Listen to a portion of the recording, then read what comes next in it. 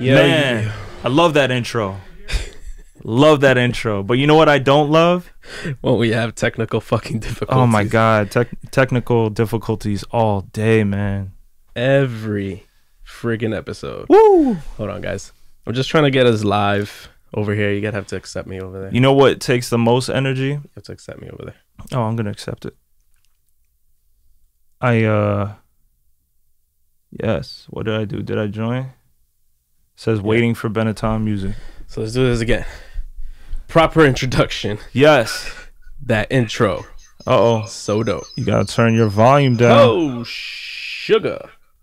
What up, everybody? Yeah, you don't want that, Yeah. you don't want that, So reverb. We're here recording an episode of the podcast real quick. We just wanted to go live with you guys. We're live and direct. Also, you get the, you know, the replay. Yo, we're fucking up here. We're fucking up so hard. All right, anyway. Here we go with the intro. So. Yes. So I love that intro that we made. I can't get over it, but at the same time, I just can't get over these technical difficulties. It's not a terrible reception podcast if we don't have a fucking terrible fuck up before we start a podcast. Terrible. So, yes. So this is episode 5 of the Terrible Reception podcast. Thank you guys for sticking with us with all the bullshit that we deal with. It's a cold Jersey day, but we're gonna heat it up real quick. Yo, it was cold today. Yeah. Hold on. So before we start off, let's start off with the intros. My name is Jay Suarez. My name is Parlay of Benetton. And we are, as a collective, Benetton. Benetton. You always make me look bad when you say, oh, my name is Parlay of Benetton. All right, I'll switch it up. My name is Jay of Benetton. My name is Jay. You're going to say Benetton like 20 times. But yeah, this is episode 5 of the Terrible Reception podcast. Yes. Once again, thank you guys for sticking with us. We have technical difficulties every time we try to set this thing up, but you know, we're learning along the way. This laptop between us, it seems like we're playing like a game of Battleship, and I just can't tell what your next move is. You know what it reminds me of? You ever watch Howard Stern? Yes. It's that one person that was always in the back. I forget who it was. Howard Stern? Yeah. You mean the midget? I think it was Artie Lang. Artie Lang. It was like, it was Howard Stern. Then it was the chick, whatever her name was. What was her name again? Oh, Robin. So it was Robin, Howard, and then in the back was Artie. Robin had a very sultry voice. I don't know if people remember that. Oh man, so yeah, man, we're trying something new today. We got the Instagram live going for a few minutes. See if anybody has any questions for us. Yeah, if you guys have questions on Instagram live, we will add this to the video. So ask us questions. We're gonna tune in. We're gonna check it out. Don't mind that cable. You're not gonna see it in. I mean, you guys aren't gonna see it, but they're gonna see cable. it. That's that extension cord. Right? So let's get into it. Yeah, man. So we're gonna touch up on a couple topics today. Let's start off with this one I had from the other day. So I mentioned it to you the other day when we were at the diner. Mm-hmm. You know how I don't know if anybody knows, but I'm not the biggest conspiracy theorist, right? Yeah, this guy is far from it. So I'm more of the you know, I have to see it to make it happen. I'll dive in, I'll read a few things and stuff like that, but I've never been like a huge conspiracy theorist. No. That's because I guess that's the realist in me. But I stumbled across one the other day that I thought was super interesting. And mind you, he's approaching me with this because I do believe in conspiracy theories, you know, from time to time. Of all conspiracy theories, I dedicated a lot of time into this thing I read. So it was on Twitter. Mm-hmm. Somebody named @casa_parra, PARRA, just posted a bunch of things, and I was dedicated maybe like 10-15 minutes reading this thing. So I'm gonna fly through this thing quickly as possible, and you can ask any questions as I'm going through it. Cool. So it was from I'm assuming is a young man named Young Dre. Young Dre's post. Okay. So this guy starts off by screenshotting what looks like a Google post. And it says, so I'm in the office of the Congress Library website and came across this book written in 1893. Okay. It says, look at the title. And he circles the title. It says Baron Trumps. Next post. This book is about a boy named Baron Trump who found a secret portal and time traveled. ... But that's not the crazy part. Hashtag wait for it. And then he posts a screenshot of him Googling Baron Trump. Who was Baron Trump? The father of Donald Trump? The son of Donald Trump. Oh, I don't even know. But it gets crazier. Okay. He posts a side-by-side picture of this dude and Baron Trump, and they look nothing alike, but he says, take a look at that. So in the book, Baron Trump had a mentor he looked up to named, guess what? Okay. Don. This shit gets even better. Okay. All the shit in the book takes place in Russia. Interesting. So then he posts a picture of Melania Trump and her birthday and where she was born and stuff like that. Completely irrelevant. But then he goes on, 4 years later in 1896, the same author writes a sequel to the book, but he calls it The Last President. And this is when shit gets real. You guys hearing this bullshit? The book is about a very wealthy man who lived in New York on Fifth Avenue, who ran for president but wasn't expected to win. Wait for it. He Googles a picture of Trump Tower, and it's located on Fifth Avenue in New York. That's crazy. Bruh, I swear to God, I cannot make this shit up. In the book, when he won, it surprised everybody, and people started rioting and protesting. And after his inauguration, he started signing executive orders. But there's more. Remember, this book was written over 124 years ago. But anyways, after his inauguration, he started picking people for his cabinet. And guess who was one of the people? Want to take a guess? I don't know, like who's under his cabinet, name by name. Who's that? Just picture the stickers you see all over Bergen County. Oh my God, Trump and I know, Pence. Pence, Crazy. Secretary of Agriculture, Leif Pence. Oh, I think you meant somebody new that he picked up. No, it's Pence. Okay, and then he puts a picture of Mike Pence. Blah blah blah.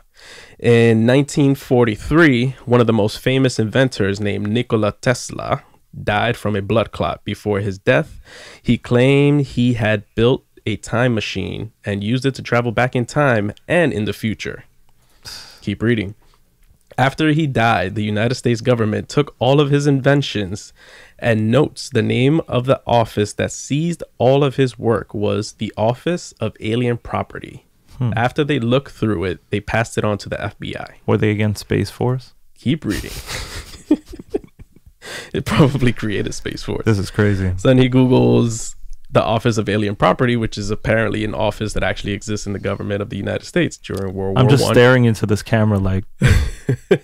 Just so you know, that's a real government office, but keep reading. It gets crazier. Jesus. Still with me? Yeah, I'm with you. All right. After they gave up on trying to figure this invention out, they hired an outside engineer who could understand the work of Nikola Tesla, and guess who this dude was? John G. Trump. Okay. John Trump is Donald Trump's grandfather, but after studying the time machine notes and inventions of Nikola Tesla, he told the government he didn't find anything. Could he have lied to keep the invention to himself and out of the hands of the government? So what are we reliving history because they're trying to change something? Keep reading. Fun fact, Donald Trump mama name is I love the grammar. Fun fact, Donald Trump mama name is Mary and his father middle name is Christ. And he was born on the night of the total lunar eclipse. I think that's completely irrelevant, but that's mad crazy. So then he posts pictures of his parents, blah blah blah. Let's see what else is going on here. And that's pretty much it. So this whole conspiracy theory is about apparently how all this is proof that Donald Trump is a time traveler. Jesus. So that's my conspiracy theory. My conspiracy theories, I feel like they stay somewhat realistic. What you mean? You can't time travel? I mean, time traveling and bending and universes and, you know, the thing is crazy, right? Because we know that in space, right? Mm-hmm. You go out and the world spins at its, you know, speed in orbit. Mm-hmm. So a lot of the times when you see those movies, it's kind of like you stay a certain age and you come down and everybody's old. Yeah. So if there's a sense of time traveling like that, you never know. We don't know much about what's really going on in NASA. You have people like Tesla that looks like they can be, he could be the next NASA in its own. So maybe he's going against, like, I always feel that there's big timers, big names that go against each other. And if you want to get into conspiracy theories, I feel like right now, if we're talking about government shutdown, my conspiracy, right, is they're not building the wall against Mexicans.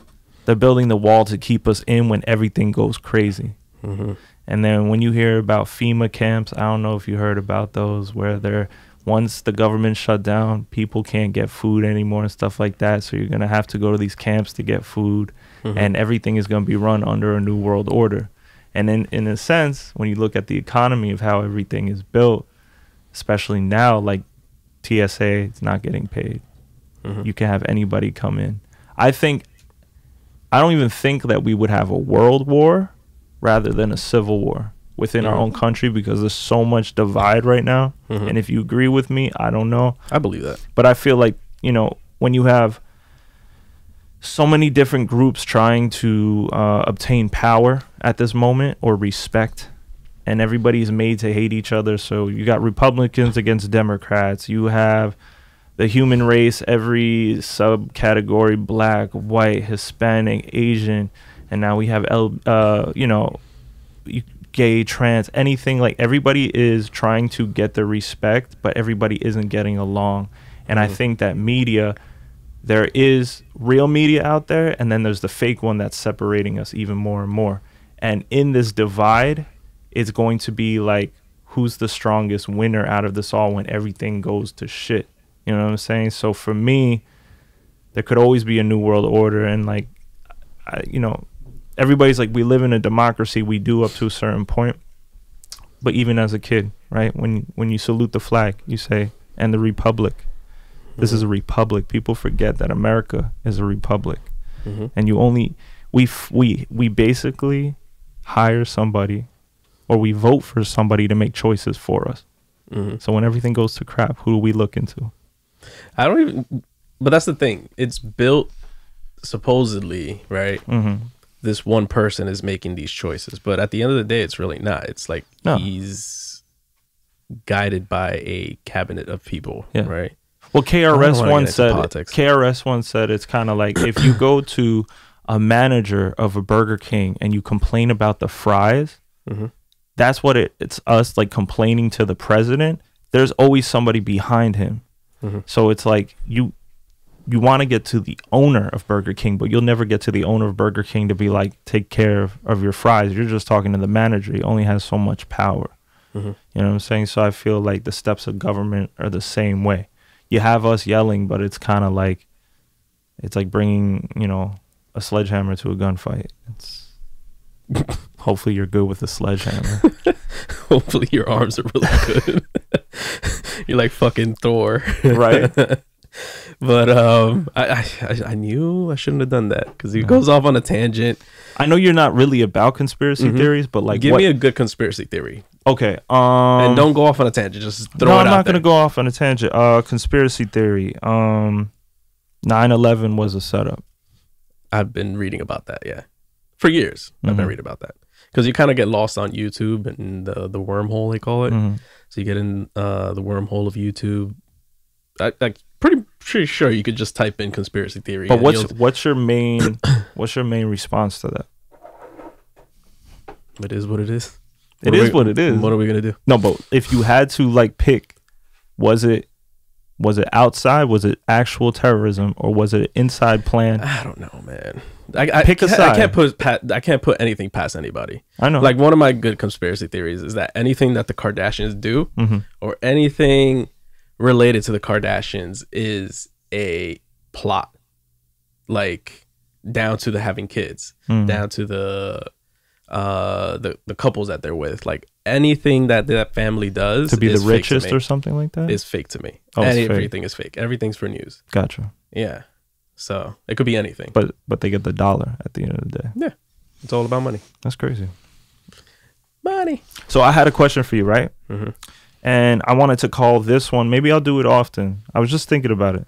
I want to call imperfections make you perfect.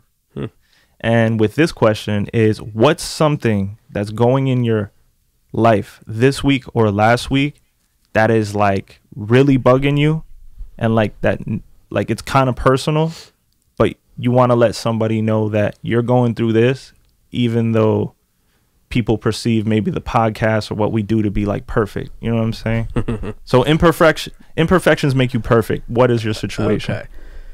I don't know if this kind of answers your question, but I've been meaning to address this common misconception that I don't do anything in the group. Oh, shit. So, you know, you being the creative mind, right?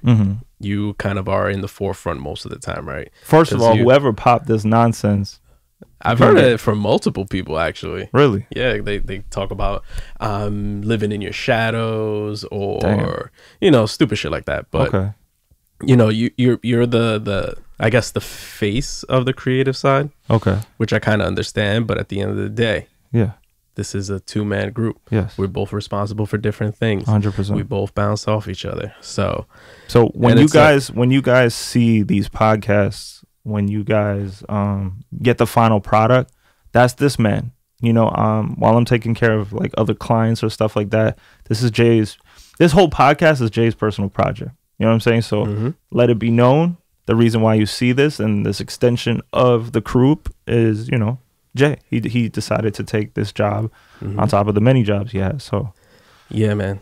That's another thing. It's like all the other jobs that I have and stuff like that. Like we don't make money off of this. No, like we'll make chump change here and there. Not yet. We make chump change. I mean, that's the ultimate goal, obviously, to quit everything else and just solely focus on this. But it's so difficult to focus on mainly this when you have all this other stuff going on, right? True. So I have multiple jobs that I have to literally, from the moment I wake up to the moment I fall to sleep, 3 or 4 o'clock in the morning, I'm doing something. True. So, you know, it's just, you know, a little something I wanted to put out there, you know, and on top of all the personal stuff and the family stuff and all the emotional stuff, like 2019 has been kicking my ass so far. Yo, and we're only, what, 20 days in? 2019 has been already a roller coaster I never wanted to ride because I hate roller coasters. I love roller coasters, but I don't like this one. This one, oh my God. You know how I see, he knows how I really react. Like he took, first time I've ever gone to Six Flags on my mother's name was with Jay. And I looked at every ride like, are you guys fucking nuts? Like, why are you doing this? I was trying to get you to like, what is it, stand up to your fears or something? Yeah. To try to get you but over your fears. I'm looking at it like, do you enjoy shitting yourself? Like, do you enjoy this thrill of knowing that you could die? And like most of the people I feel like oh no, I'm not even gonna say that, I'll start trouble. But I'm just like, I don't trust. Like, I'm looking at most of the people at Six Flags. I'm like, yo, I know a screw is loose somewhere on this roller coaster. And the shit's going to come apart. That's where the anxiety kicks in. Of course, you're going to think that this is a fucking Final Destination. Dude, my anxiety is a ride in itself. I don't even have to pay for that shit. You know what I'm saying? I'm like, get rid of that shit. Like, here's the thrill. I'm fucking feeling crazy right now. Let me just get in my car. You know what I'm saying? I mean, it's different for people. People react differently to adrenaline rushes and stuff like that. So I get it. And how do we get into that? Oh, we were talking about, like, you know, the imperfections make you perfect. Yes. So I'm trying to think of something else. Imperfections. It's like, what's the nitty gritty behind the scene where everybody's like, oh my God, Jay's like living his dream, where it's like, you don't realize. You're in a fucking nightmare right now. Yeah, like, I don't know. Like, that's. So, yeah, so I guess that's the main thing, because I feel like we do so much shit that everybody thinks that this is our main like focus, like our main bread and butter, which I would love for it to have been, and we could like dedicate way more time to this stuff. The more support that you guys give us, the more we can live off this. People don't realize it's not that some industry head is gonna find us, maybe, but like most of the time it's like the public support puts cash in your pocket. And it's basically because if you tune in, if there's a great number of you guys that are actually following us, like real statistical like numbers, where somebody at a label can see that 17,000 people follow you on the podcast, that's how you generate money. It's the views from the public. It's not somebody else that's an investor in us, or because we get signed, that's how we get this money. You know what I'm saying? So basically, if you guys support us, we can reach the next level. And I think that's super important for everybody to know, because if we don't have that, we will continue as artists, as creators, to struggle. This is for any of your friends. You know what I'm saying? So the way you guys go out and buy Cardi B's project is because she has a fan base that's going to support her. And if the bigger people in the industry see these numbers, they're going to see dollar signs. And that's how everything starts going. So that's why I think a lot of people are gravitating towards, you know, popularity and stuff like that, or Insta famous, because once you ride that train, it's kind of like you connect with the money train. So yeah, I mean, that goes on to the conversation that we had a couple episodes ago with the validation and the numbers and how nobody really cares about talent these days, because it's like everybody just wants to be famous these days. Yeah.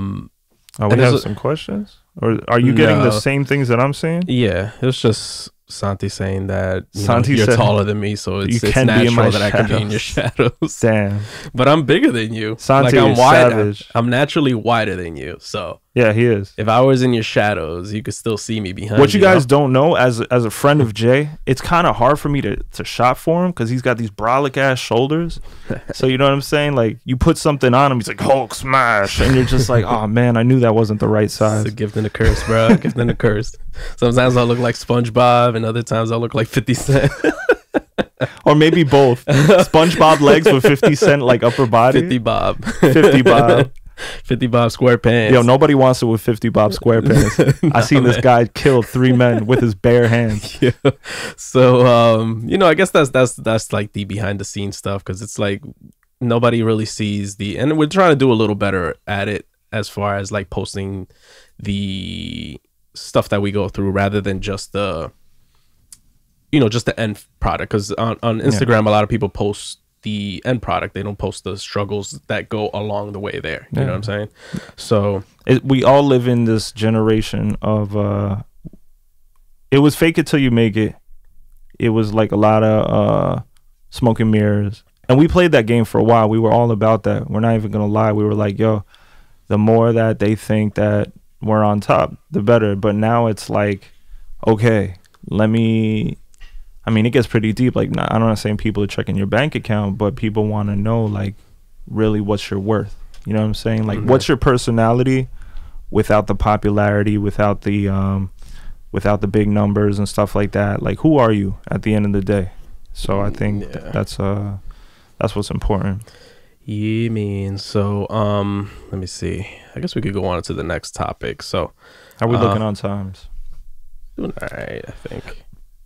So we got 5 minutes left on the camera. Nice. So I guess we could jump into this topic that you pointed out the last time we recorded an episode 4, towards the end.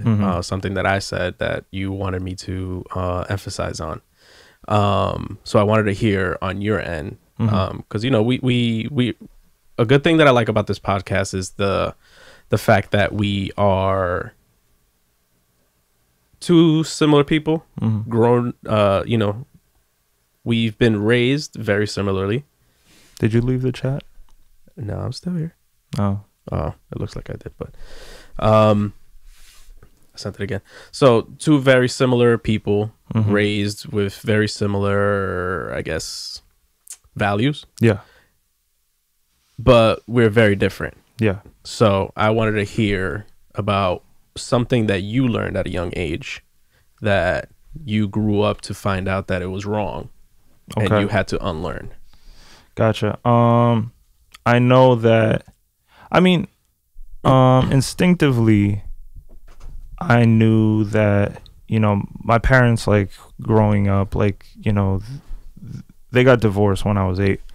So at one point it got physical, and I know that was bad. But I always knew that instinctively. You know what I'm saying? Like, I was always like... Between both of them? Or? Yeah, between both of them. Like, I knew it was a bad thing. But I think one thing that I've learned in my adult life is, and I know that, something in my family is, like, sometimes you can spend over your means.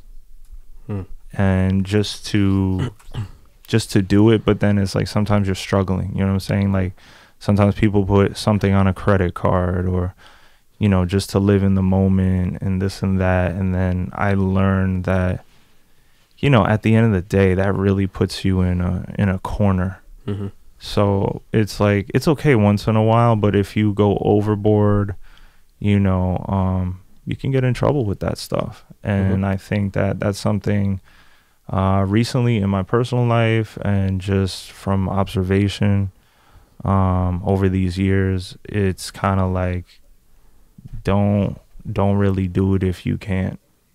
If you can, you know what I'm saying? Mm-hmm. So that's something that I think if I had an earlier insight or a reality check on, it's not something I personally would have done myself. Okay. I got another question actually to bounce off of that. I've always wanted to ask you this question, but I wanted to find the right time. Okay. Have you ever experienced white privilege where it benefited you? Okay. Which may probably not have benefited somebody else. Gotcha. White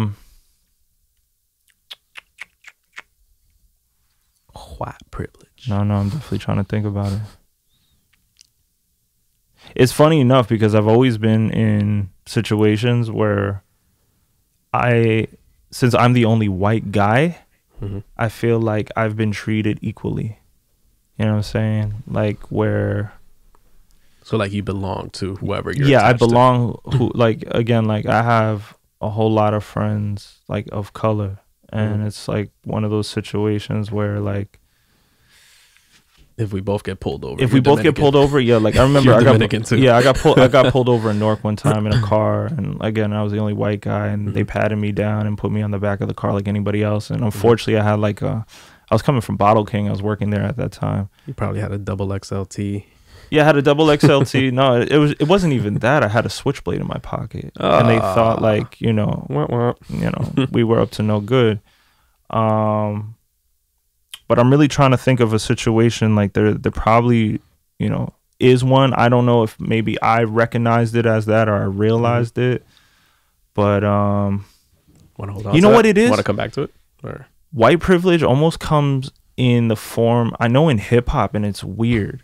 It's like sometimes if you are dope or if you're too dope, I don't know, like I still feel like people say that there isn't this racism in hip hop or this prejudice, but it's always like, oh, for a long time it was like, oh, you a white boy that can rap. You're a white boy that can produce. You got flavor. And it's like it's a compliment, but it's like at the same time, it's like because I'm white and I do it, I feel like they're already judging you. Like they're already judging me, or they're in a sense they're giving me an upper hand just because I'm white and I'm dope at producing hip hop music or spitting hip hop music. So it's like where somebody might be equally as dope as me or better than me in hip hop, if their skin color is like whatever, like I feel like people will push you because you're just white.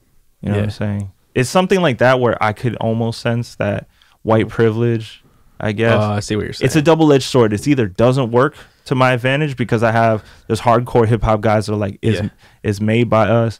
It can only really be owned by us. And you don't sound like Eminem either. That's what I'm saying. So it's like, for me, it's kind of like one of those situations where I felt both sides of it, where it's like, oh, you're white, let's push you up a little bit more because it's easier to present, versus where I'm like, all right, what about dude over here? He's pretty dope too. Yeah, so that was really something where I felt it. But I have to say, like, I've always, we've had a situation where Jay and I were basically we worked on a film with oh my God, we were working on a film with a director friend of ours, and he was guerrilla shooting it, not knowing ex-friend of ours. Not knowing that he really didn't have a permit or anything like that. Didn't let anybody know we were doing this. Yeah, so Jay and I ended up in a situation where from the left corner of our eyes, it was like already too late. Like we had cops running down the hill. Like somebody called the cops on us. It was basically, at the end of the day, it was like disturbing the peace. And there was cops, they brought guns out. Like it could have been worse than it was, especially what people are dealing with nowadays. It was like right around that time too when things started getting crazy on the internet. But I know, like, as a white guy, like, I'm looking across, Jay's getting treated the same way, I'm getting treated the same way, we're all on the ground, we got like a knee in our back, the cops are like about to cuff us. So yeah, it's one of those situations. Then we had to go to court and we spent a lot of money to defend some stupid shit. Yeah, exactly. That so some idiot didn't like cross his T's and dot his I's. So. And then we ended up having to sign the check. You know what I'm saying?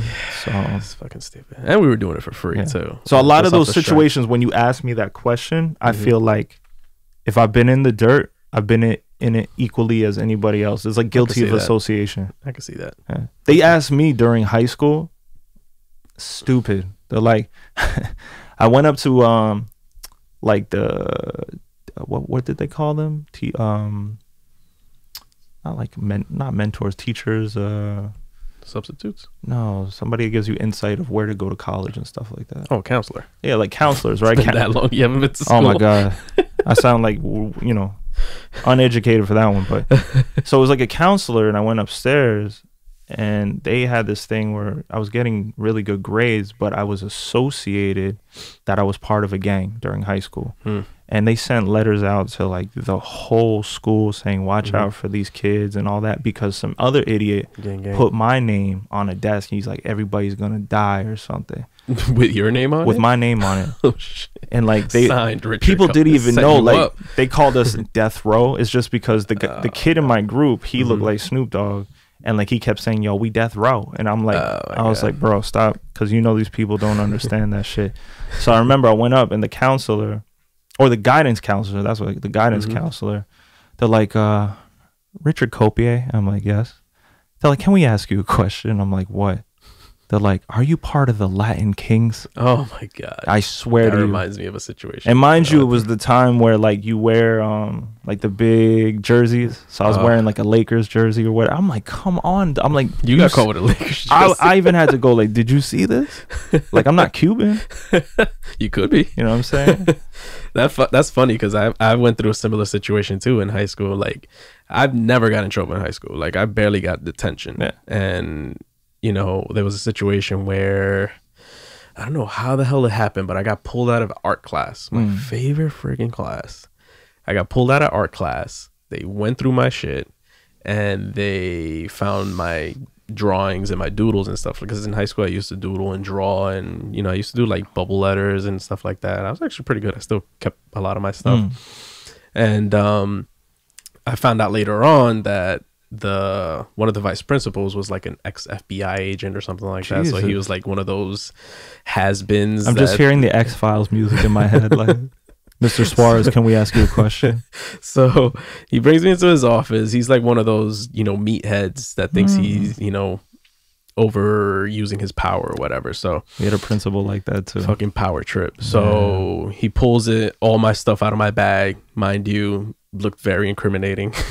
I used to draw, like, because what I used to do is right before I would go to sleep, I would get one of my, because I used to have a lot of CDs, which I still do, and I would like get something from the album art that I liked, and I would either draw the person or I would draw maybe the letters that are on the cover or whatever. So one of them in particular, I remember I wrote Killer Cam for Cameron, right? Wow. Shout out to Cam, last episode. Check it out. Killer. And I did it even more. I put like red like slime coming down from it, looking like blood or whatever. So, and then on top of that, it didn't help that I was wearing a Sacramento Kings jersey. Jeez. Mind you, I'm a Sacramento Kings fan. So this guy goes, "Oh, I know how you guys roll," and I'm like, dude, what the hell are you talking about? Mind you, he just pulled me into the office. No contact, no nothing. He just pulls my shit, starts going through my stuff. I know how you guys roll. Who do you roll with? I'm like, what are you talking about? So this guy accused me of being a Latin King. And I'm like, my G, Latin Kings roll with yellow. Do you guys believe this? Yellow. I was wearing a black jersey. He goes, oh, I know how you guys are. You guys switch up the colors. And I'm like, yeah, you clearly don't know anything. So that's weird that we both had like similar So then I find out that I think the teachers had gone through like a gang training or whatever, just to identify the little things that the gang members wear and say and all this stuff to, red flag them. Jesus. And I fought that shit. I got suspended. You one day, have, but I fought that. you shit. have to, because I remember also I was suspended for a day or something, and my mom was like, she had like, the thing is, I was called into the office one day. Principal was right there, right? And the thing is, at that time, we had a corny thing where it was West Coast, East Coast connect, right? So we would do that, right? And it would just make it look like more gang, you know what I'm saying? So I had this principal, right? I'm talking about meathead but nerdy at the same time. And he said, it's probably the same fucking principle. yeah, he like said, my mom, first of all, you know when moms be giving you the eyes, like, right? She was giving me those, and I was like, oh shit, I'm in trouble. But like, it was one of those situations where he's like, okay, we're gonna get this straight here. He's like, He talk like that. he's like, does this look familiar? So I'm like, Jesus Christ. Yo, you gotta go to the YouTube to check. And in my head, I wanted to die, but I looked over to my mom, like, and she knows when, like, up to this day, she knows when I'm like about to die I was laughing. about to say, please tell me you laughed. I was laughing, but like in a sense, because I couldn't. It was like something out of a movie, and I was just like, listen, let me explain this to you exactly what you just did, because he felt really, I don't know, I felt like he felt powerful doing it. He was like, this is the first time I'm gonna be gangster. Throwing gangster. Yeah, and I was just like, yo. But I mean, like, again, we fought it myself. Like, my mom was just like, listen, if there's no way he does this stuff, you know. I'm like, he's a straight A student, like, he's at home making music, you know. And with some of these other kids that were really about it, but it's just like, you get really you're like guilty of association. And I think it's just like, I don't know, it's like anything else in life, you always got to protect your name, but funny situations like that happen. So see, that's what I like about this podcast. We learned more shit about each other. Like, we've known each other for how long now? Yo, more than like, it's like a 13 years plus. And I've never heard that story. I've heard the gang sign story, but I never thought you were accused of being a Latin. No, they were. If I could record these moments, it'd be classic. It'd really be classic. And other people can vouch for me. You know what I'm saying? This is not just... I believe you. It's crazy. It's crazy. So I got another topic that randomly popped into my head yesterday because I was thinking about the weekend. And what is your favorite drunk story? Oh my God. It could either be a personal experience or some... I would rather it be a personal experience. Yeah. No, this is a personal experience. I'm going to put two together real quick. All right? Set the scene. So I just turned 21. Okay, I just turned 21, and I had basically, like, I was going in and out of college. I just learned my trade. I was into audio engineering, right?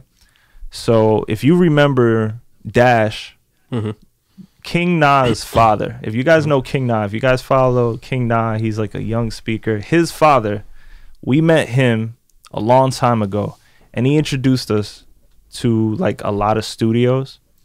So there was this one kid, right? He was like this Jewish kid that was like, he was already young too, but he was burnt. Like Ozzy Osbourne burnt, right? That's crazy burnt right there. Yo, he was crazy burnt. And like at that time, it was the former Booger Basement. And if you guys know, you're from Jersey, Booger Basement is basically where the Fugees recorded and stuff. So I was mad amped. And he had his little situation there. I guess he was running as a PR or like some type of guy running for the business. So he's like, we're going to go out this weekend. He's like, I'm picking you up, right? And he's trying to give me the details. He's like, we're gonna go to my brother's house. Wear your sluttiest dress. Right? You're like, we're going to do it big. And I'm like, oh shit. Uh-oh. He's like, I have 3 Brazilians coming up. Oh my God. He's like, we're going to my brother's house. Mind you, does he sound like Stone Cold Steve Austin? I don't know. His voice was like cracked, like it was crazy. So basically, he picks me up, right?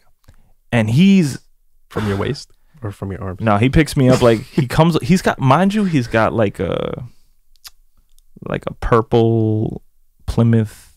What's the ones that look like a hot rod car? Don't ask me. I don't know. It was crazy, but it was like, for that time it was crazy, but it also looked kind of weird. So he picked me up and he was burnt all over his face. I said, what the hell happened to you? He's like, I over tanned in the booth. And I was like, Jesus. Wait, a tanning booth? Yeah. Wait, who's this? I'm not gonna mention names. Is he white or black? He's white. Oh, okay. So he picks. I'm thinking about somebody else. I'm like, wait, No, he's no, no, way no. too dark to burn from sun rays. So this guy was like peeling. He's like, I don't know if I can look swaggy tonight. And I'm like, you definitely can. Like, it looks like you're dying. They were using swaggy back then. I don't even know what he was saying, but he was just, it was like crazy. So he's like, yo, try to help me out. And I'm like, I don't know if I can. Try to help me out. Here's this bag. So I was like, okay. So basically, you get in the car, and if you guys are familiar with Jersey, we were driving down 280 to get onto the Garden State Parkway South. I think we were going closer to like AC area. Right. So even then, we almost get in a car accident. But like, he swerves it like, I got this, bro. And I'm like, what are you on? And I could have swore it was like he was on Somali of that time, right? You look like Snoop Dogg. And you're like, I got this, I got this, bro. And I'm just like, Jesus. So we get down to his brother's, and his brother seems a little more decent than him, but he doesn't speak much. So he's like, you ready to get twisted? And I'm like, I guess. All these terms. He's like, here's some tequila. And I'm like, all right, cool. Oh, man. So I take one shot of tequila. For me, like, I was still like, I was drinking because it was kind of college, but I still like somewhat of a lightweight. So it hits me. I'm feeling nice. You know what I'm saying? After a while, he's like, we're going to go meet the girls from Brazil. And I'm like, okay.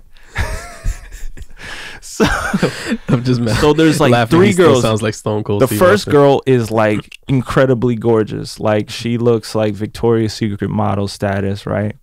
Second girl, she's mid-tier. She's like, she's got the body. Mid-tier. The face is like, you know, it's all right. You know, you could be like, you cute. Uh-huh. Third one is like, you know what I'm saying? And you're just like, oh my God. No, it's a I don't know. I can't even do that well. That was actually pretty good. But yeah, she was just like, oh man, like she wasn't all that. And it was just like, basically, I definitely, since I was the new guy, they're like, yeah, number 3 is for you. And I'm like, thanks. Contestant number 3. Yeah, so we went to the sushi bar, and mind you, like, the chick wasn't like all that looking, but she was the kindest one. Because the other ones were like full of themselves. Like, I know Brazilian women, like, they're beautiful, they're gorgeous. I don't think a lot are stuck up, but like these ones were stuck up, right? Yeah. So it's basically, she was really nice. He's like, I'm buying out the bar, so get whatever you want. And then I was like, wow. He's like, I told you, we're just getting started. And I said, what? We just getting started? What time is this now? This is like 9:30 at night. We'd even hit the club that we're supposed to go to. It's a beautiful summer night, mind you. So this is what's gonna be the dead all to this, right? This story goes wild. I'm sorry if I'm taking a little bit, but I want to set up the land the plane, kid. Yeah, land the plane. All right, so check it out. So we start doing even more tequila shots, right? And we're eating sushi, so it's like a mixture. Like, we twisted, but like we still got food in our stomach, right? Everybody's starting to get a little more flirtatious. So this guy, I'm gonna call him M. His name starts with M. So M's like, I know him? He's like, you guys ready? Do I know him? Yeah, you know him from. I'll remind you after the podcast, right? Cool. So like, he has his like button shirt open. He like, you guys can imagine like he looks like Pauly D after the music. Okay. So crackhead Pauly D. Yeah, crackhead Pauly D. So crackhead Pauly D is like, yo, we're gonna go to the club. Let's do it. And he's like, you're my man, Rich. And I'm like, yeah, man, I love you too. Like, I don't know what's happening tonight. Now he sounds like Shawn Michaels. Maybe it's like, as he gets more drunk, he gets into like different wrestlers. Different wrestler. Soon he'll be Goldust. He'll be like, yes. No, I'm waiting for Macho Man. Macho Man. So basically, now I'm gonna land the plane, right? We go to this club. This shit is lit. This is the first time I went to like a real exclusive club. Mind you, we went, like, the head director, like the owner of the club, comes into the elevator with us. It's this reflective elevator, right?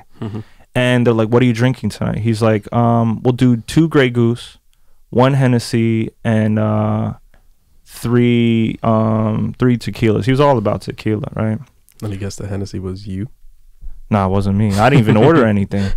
He's like, okay. He's like, that'll be $4,600 or what? And I'm like, whoa. And I'm like, what? You ordered the bottles or shots? He ordered bottles, but it was exclusive. So the thing is, we keep going up. I don't know what bar or what club this was. This was still in Jersey. This is still in Jersey, but it was a beautiful night. It felt like Miami, right? So basically, nowhere in Jersey feels like Miami. No, but it had. I'm telling you, it had this vibe. It's hard to explain. Like the doors open, right, and all you hear is like, and you're like, oh man, this looks crazy, right? So there's the club to our left, and we're walking past it, and then there's these velvet ropes, and then it's like an outside deck, and it goes for like, it seems like a half a mile, and each one has water beds. And the water beds got like all this very seductive like candles around it and stuff. And there's 2 girls to each one of these water beds. And we're already with the 3 Brazilian girls. I'm only 21. His brother's with us. With number 3. I'm with number 3. But number 1 and 2 are starting to think the kid is kind of cute. You know what I'm saying? Because so number 3 is kind of jealous. Because M and his brother. Well, you got Two-Face and his brother. And yeah, Stone Cold Steve. They got Two-Face. They getting a little too crazy, you know what I'm saying? So I'm still holding my own. I got that European swag, right? So, basically, this is the whole catch. You have water beds, but the girls make your drinks and give you massages as you're chilling. What? Dude, I'm not even lying. Does this place still exist? I hope so. I'm trying to think of the name, right? So you gotta hit up M, whoever this M is. So M, he's like, again, throughout the whole night, Rich, you're our man, right? Because he knows, like, deep down inside, I'm probably gonna make him a millionaire by producing a record for the studio we work for, right? So he's like, Rich is gonna chug, and I'm like, really? I'm like, oh no. I like how he introduces everything like literally like a ring announcer. Yeah. So basically, I'm like, okay. So basically, I take the thing of Grey Goose, and they're like, 1, take it to the head, take it to the 2, head. 3. Oh, you're like one of those dummies. 4, and I went 7 seconds. 7 seconds. Alcohol rubbing. After that, it's like everything went. And I'm like, where am I? So 1, I don't know if the girl that's touching me is the girl that we came with. I didn't know. Care at that point. I didn't care. I had to find the bathroom, and then I couldn't really walk like that. I was getting drunk. Like, thank God, I wasn't really in control of the situation where I was driving or something. So this one girl comes out of nowhere. She's like, I got glaucoma in my eye. And I said, what? She's random. Like, help me. And then she starts crying, and I'm like, no. So it starts becoming like a crazy ass like dream now. And I'm like, I need to get out of this club. And then I black out.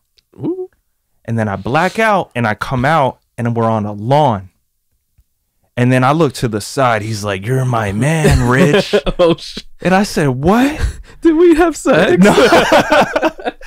I was like, what's going on? And he was like, he's like, I don't know. My brother took the car with the other girls, but he has coke in the car. Oh, shit. And I said, what? He's like, yeah, thankfully he dropped us off back home. Wait, this is the same night or the following day? Same night. Oh, my God. And I said, what? And he's like, yeah. He's like, I think my brother's going to get in trouble. And I'm like, bro, where are we? He's like, we're in front of the house. I'm like, how did we get here? He's like, I don't know. Oh my God. And I'm just like, it's the first time I'm ever really blacking out hard. So he gets up, I get up, and I'm like, yo, I have to pee. Like, I don't care where we're at. He's like, just pee on my fence. So I'm like, all right, fine. So I unzip my pants, and I look, and I'm like, as I'm peeing, he's peeing right next to me, and I'm like, bro, give me a little space. He's like, what? And he turns and he pees on my leg. Oh my God. So he's peeing on my leg, this fucking M, I push him as he's peeing. He's like, what was that for? He's like tumbling, right? And I'm sprinkling like, everywhere. And I'm like, okay, like, I'm like, this is kind of weird. Like, shit's out. Like, but you don't really care at that point. You're drunk. Like, you don't care who's watching. You're probably not even going to remember most of this. So this guy takes his own credit card and busts into his own brother's house because we don't have the key, right? So we get into the house, and basically this is how this crazy night ends, where I never smoked before. He's like, I'm really drunk. I just kept throwing up all over his apartment, all this crazy shit. He's like, you're gonna have to smoke weed. You're gonna have to smoke weed. So between being Terrible drunk and idea. smoking weed, my anxiety is skyrocketing. I don't know where I am. I don't know the address. I don't know how or why I went so far with this The just to worst. impress some like music company folks. Because I was young, you know. You're like, I just want to get in, right? So he's like, my brother got caught by the cops. He's with all the chicks. So they got. I thought I knew who we were talking about, but Yeah, no, they never mind. got caught with like bags of cocaine. Well, I didn't know about. Good thing he dropped you off. He starts going upstairs and he's like, I gotta hide the ecstasy. This guy has bags of ecstasy all over the house. I pass out in this house, right? He's passed out in the morning. I'm like somewhat sober. I hit up my best friend, G. I hit up G and I'm like, bro, I don't know where the fuck I am. You just need to find me and pick me up. He's like, because we didn't have GPS back then. We had Yahoo. Yeah, like MapQuest. Yeah, so I find the title of the beach that we're next to. I go off of that. He Google Maps it or Yahoo Maps. MapQuest probably. And that was it. And then he found me, but that was my night. Wow. That was crazy. Yeah. That was a crazy intricate story. I could probably bang out like 2 or 3. Yeah, I know. Before then. I want to hear yours too. That's I know crazy. that was long, but I felt like it was epic. Yeah, I was trying to figure out who the hell it was, and then I thought I knew who it was, but the one I had in mind is not white. Gotcha. But how are we on time? I know I took a while on that one. You took like 15 minutes for that damn story. Yeah. But I felt it was worth it. So I'll tell my story real quick. So there's 2 that I can think of. One was a feat that I accomplished that I was very proud of. The other one, very hazy, not so proud of, but very entertaining nonetheless. So the first one, I was in Hoboken because I frequented Hoboken in my younger days. So you know, you get kind of lost in the night or whatever, just getting a couple drinks and stuff. And when you're younger, you're like mixing shit, right? Yeah. So at one point, my friends were really adamant about drinking Jameson. Oh. I fucking hated Jameson. And for some reason, they always bring up the Jameson right when you're barely, you know, taking things down. Jameson never got anybody to a good place. Yeah, exactly. So, but this is the one I was actually pretty, you know, impressed by. So, so I'm drunk. And at this point, they gave me the shot of Jameson, right? This is one of 2 occasions where I've done this before. Well, maybe 3. Where they'll give me the shot. I don't want to look like some bitch. So I put it in my mouth and spit it right back out and splash it on the floor. Wow. Yeah, because I knew if I took How do you do that? But how do you do that? Like one swift motion. Slick, really? One swift motion. Check it out. So it's a dark place, right? Okay. And for anybody on YouTube, this is a little thing that you could do if you don't want to take any drinks and don't want to look like a bitch. Who said my man's ain't smart? So you take the shot, right? Yeah. You do the little cheers thing that all the corner people do. So you go, hey, yeah, shots for everybody. One, spit it back out and drop it on the floor. And then place it right on the thing. So anyway, I say that to say this. So I was already drunk. I couldn't take that shit down. And I knew if I took that, I would have gone overboard. Yeah. But I really had to pee. Right. So I'm stumbling into the bathroom. You have to walk through this dark ass place. It's OneRepublic in Hoboken. So it's dark and all you see is like red lights. That is like the darkest place. Super fucking dark. All you really see is like mad people and red. That's all it is. It's dark with red lights. So it's like if you died in Counter-Strike, but you still kept alive, and you're like, this is all you see. Like GTA. Yeah. It was like, where's dude? But because I was. Anyway, I was stumbling to the bathroom, right? And I really got to go. So I have to wait a couple guys to use the bathroom, whatever. So usually I would use the urinal. 1, 2, 3, I'm out. But this time I had to use the actual toilet stall. And glad I did, because I closed the stall behind me and I was in the middle of peeing, right? And it started coming up. And I'm like, oh, fuck. I got to let it loose. Damn. So I let it loose. As I'm peeing, I'm peeing out of my mouth, basically. So picture that. So taking a piss, I literally smacked my hand up against the wall, and I was like, okay, let's do this. So I'm throwing up, peeing. I love that holding somewhere in your subconscious, you're aware of everything that's going on. You're like, let's do this. That's the crazy thing, because you're like losing your bowels. You're losing. I got every fucking drop of bodily fluid that came out of my body into that fucking toilet. And mind you, I know this is true because Jay's 21st birthday, it was the most elegant vomiting I've ever seen. I know you brought this up. Right? He was with his girlfriend at the time. He pulls down the window. He was having normal conversation. I don't even think he was at that. AC, right? Yeah. I don't even think he was at that level. And he's like, looks out the window, right? And it was just like nothing. It's like he dabbed his face like with a napkin. He's like, it's like a little bird feeding his. Didn't hit the car. Nothing. He's like, and then he talks. He's like, hey, it's the what's up. I'm kind of drunk. I'm like, what? That brings me to the complete opposite. Another story I could tell you. Same spot, Hoboken. First time I ever blacked out, right? Oh my God. Somebody picks me up. I forget who the hell it was. But they picked me up in somebody's minivan, right?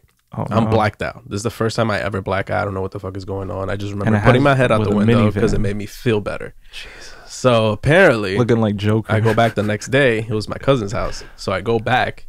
That's the image I had in my head, the Joker, just sticking my head out the window. But replay it back in my head. I stuck my head out the window to throw up.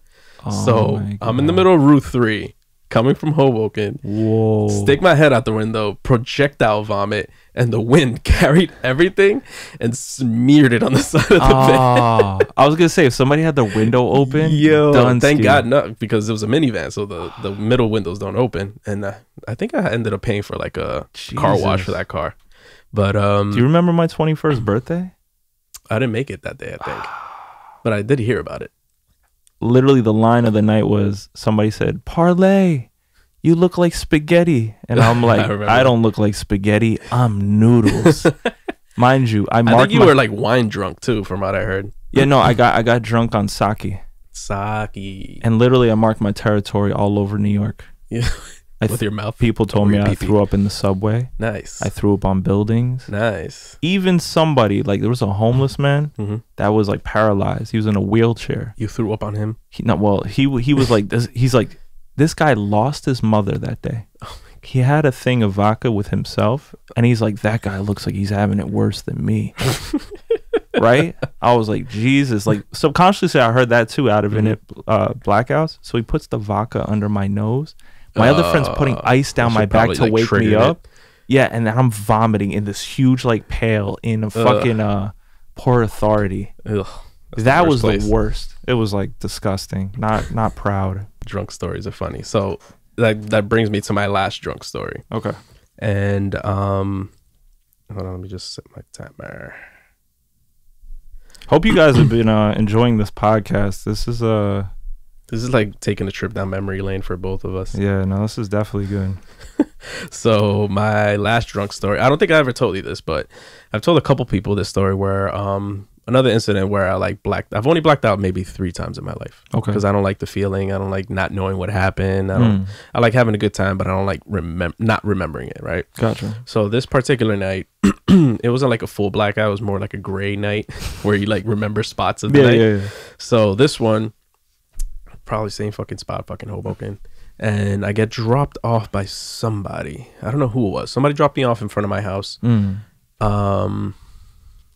Might have been Amy. Might have been. Well, anyway, point of the story is I got dropped off in front of my house, and I don't remember anything after that. I just remember stumbling into my house, going into the bathroom, washing my face, and I woke up on in the basement couch.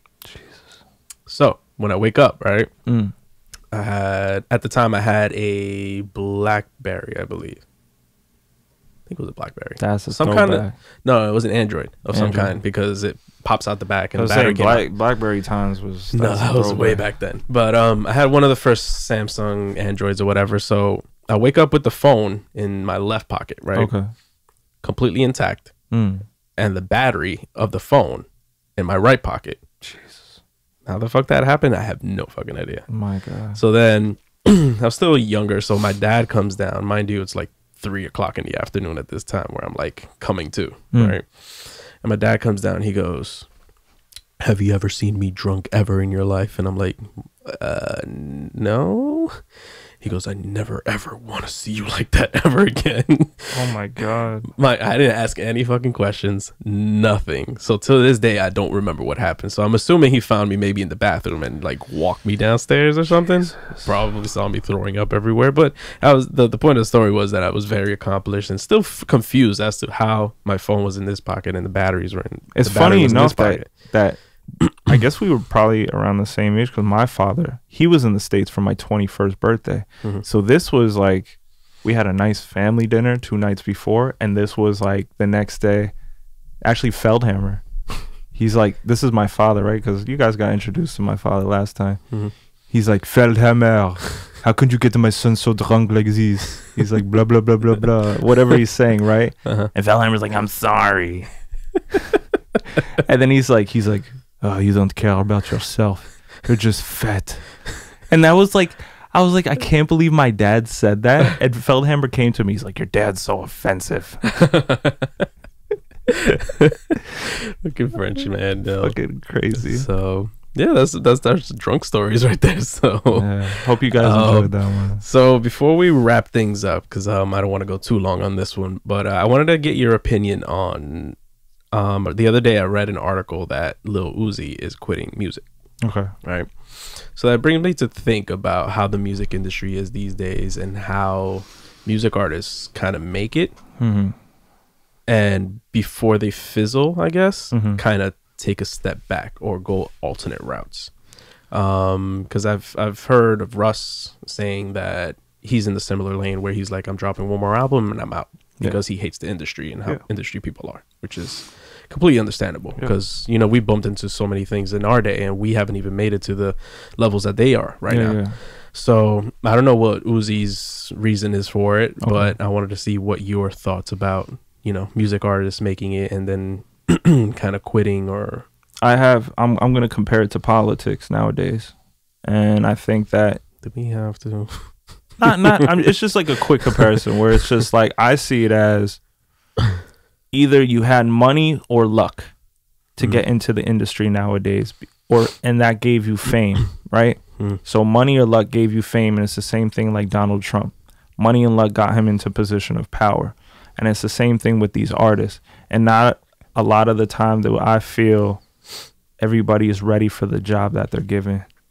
So sometimes people either drop out because they don't realize how hardcore it is, or they realize that, oh shit, this shit is a little too real for me, because there are crazy parts of the industry where it's like, if you don't know about protecting yourself, if you don't know, or you can't keep going because you're a gimmick, that's the thing.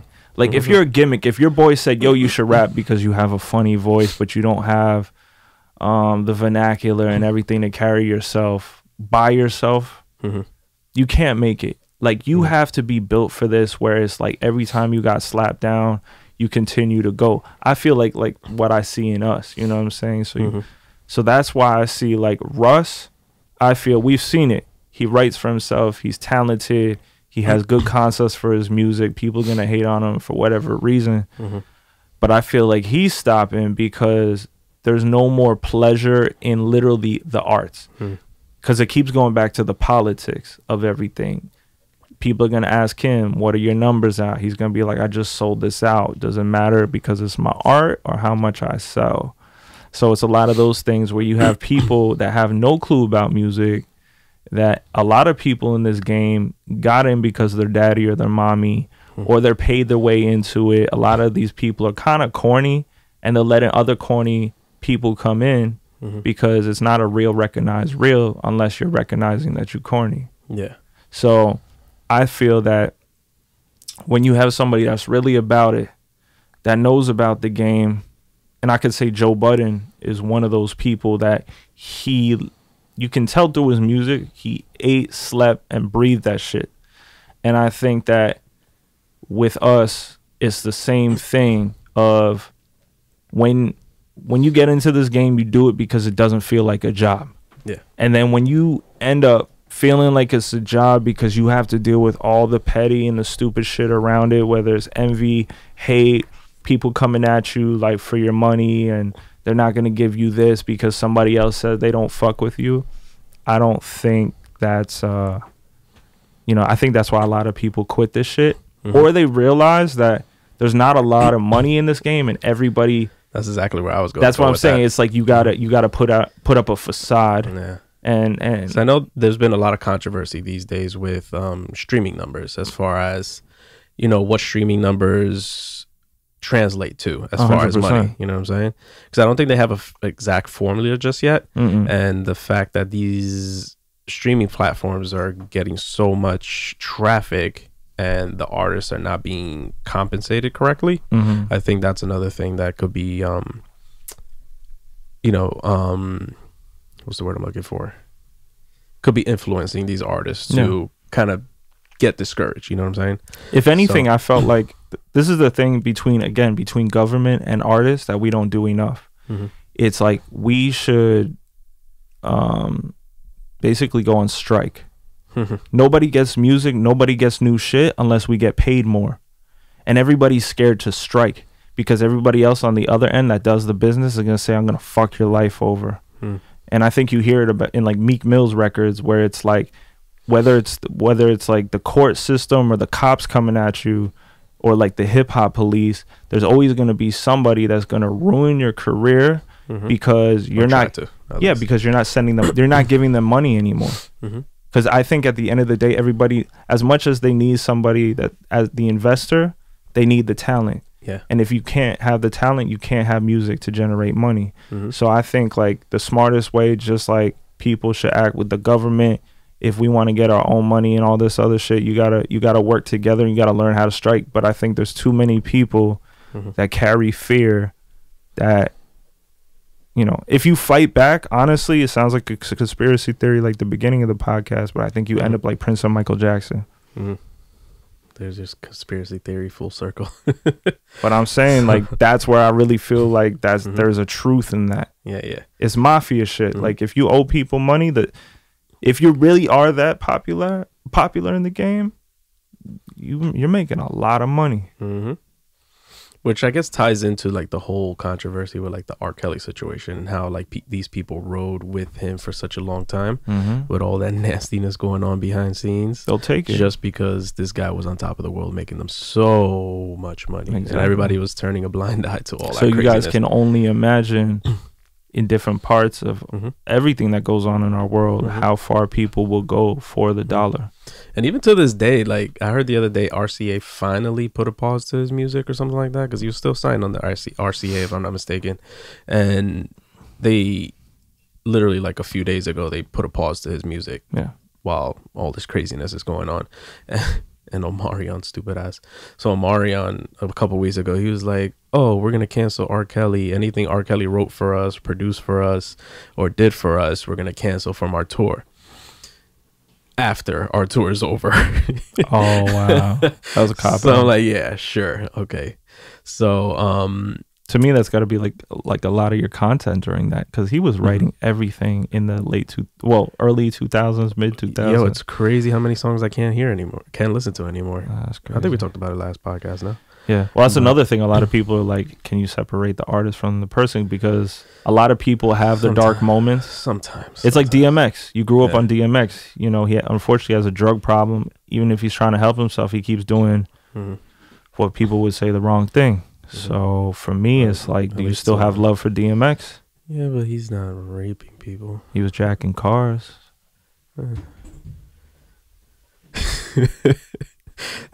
Those things don't balance out. Yeah, I know. I get what you're saying. I definitely get what you're saying, but I don't know. It's just like I still got love for X. Yeah, sometimes I can't separate situations like that. He's stealing cars. It is what it is. Whatever. I can separate. I mean, if you're under the influence of something, like I'm not saying it makes it better, but I'm saying like no, yeah, I get it. Trust me, I get that part. You start with that, and but when it comes to like R. Kelly situation, I can't do it anymore. Gotcha. Well, I haven't for a very long time. Since back then, I couldn't listen to his music the same way.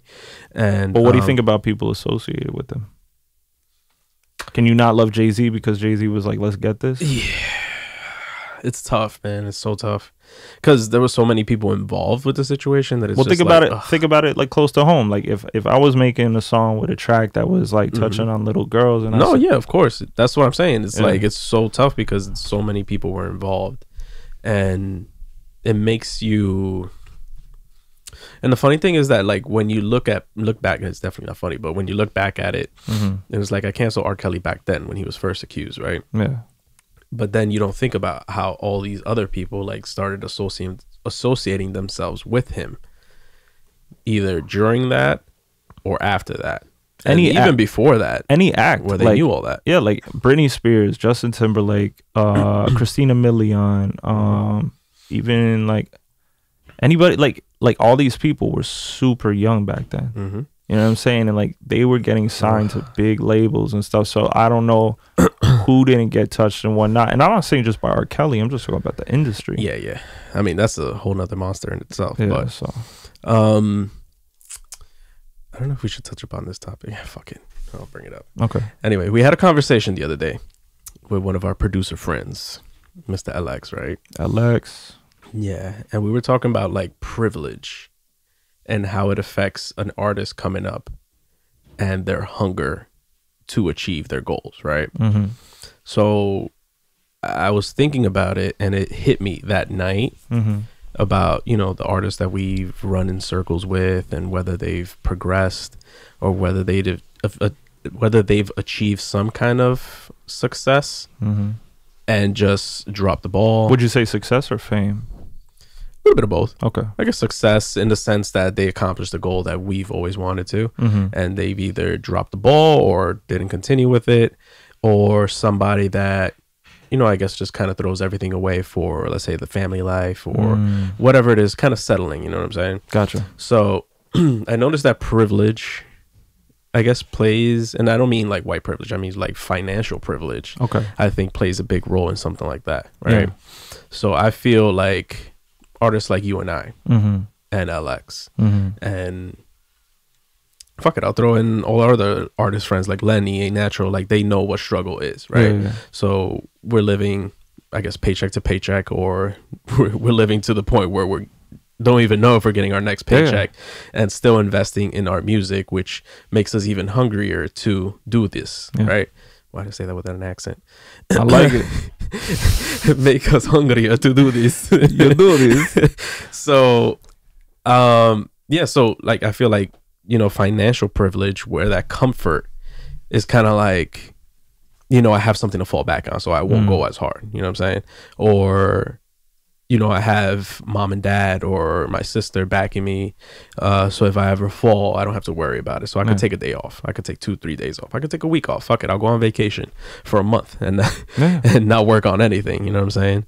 So, you know, it dawned on me that day that I was like, financial privilege plays a big role on both sides of the fence, whether you quit before you even get there or it gets you to where you want to go, because that's been our struggle. We don't have the finances to get us to where we want to be. You could be born into it, and at the same time, you could be hungry to prove your parent that just because you're rich and famous already, like you could be Jaden Smith, like, and I think Jaden Smith is about it.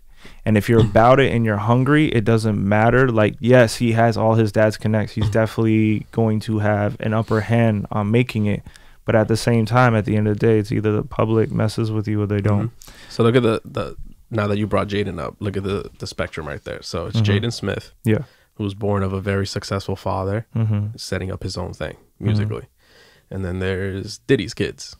Whatever, I don't even know their names, I'm sorry. But what are they doing? You know well, the thing is, Diddy's son, he's actually having a success. And his music is similar to like Mace's music. So it's got Mace mixed with, but now it's like Chris Brown on the hook instead of 112. And I think that he's bringing back a vibe, and I think he's about it too. Like there's something in that bloodline. Like Diddy, I was gonna say he's an example of he's rich as hell. Like he doesn't have to make music, but I think he still has an appreciation and passion for music. And I think it's the same thing. Like when it comes to a Russ and stuff, like Russ might not make music for the public, but at the end of the day, Russ is going to go back home and there's going to be those nights where he's itching to make a beat.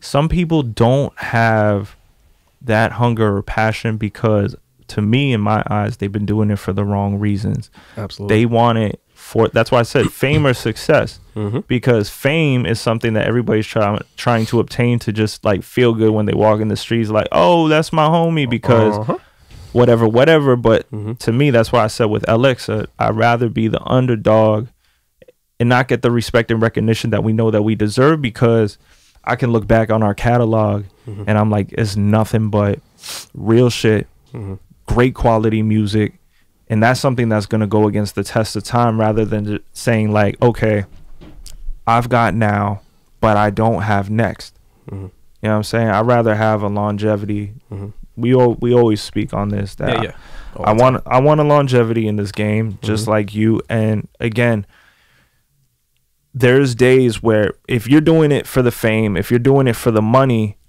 but already in your life you have a fallback of one of those comforts you're trying to acquire on a bigger level, that's why people stop. Mm-hmm. You know what I'm saying? Like, most people's goals weren't their own. Mm-hmm. They were a manager's goals.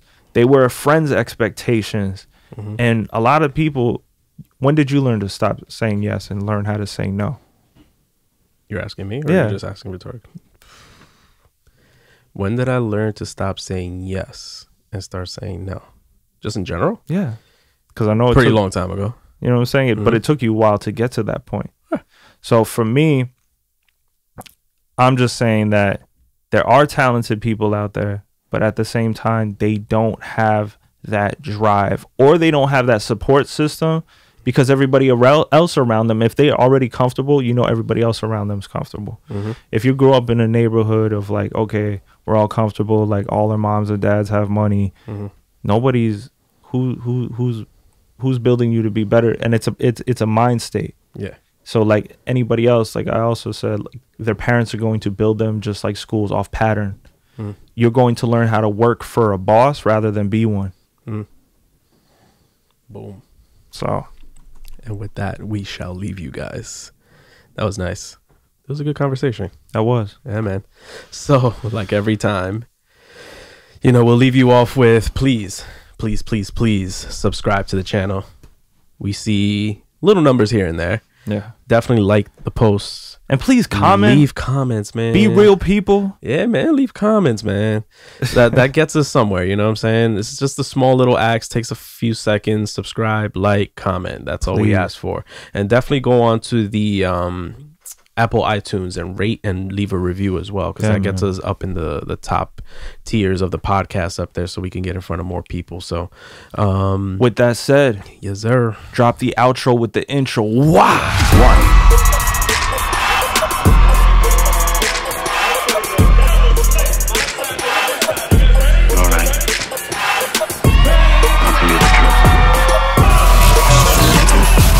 Can you hear it?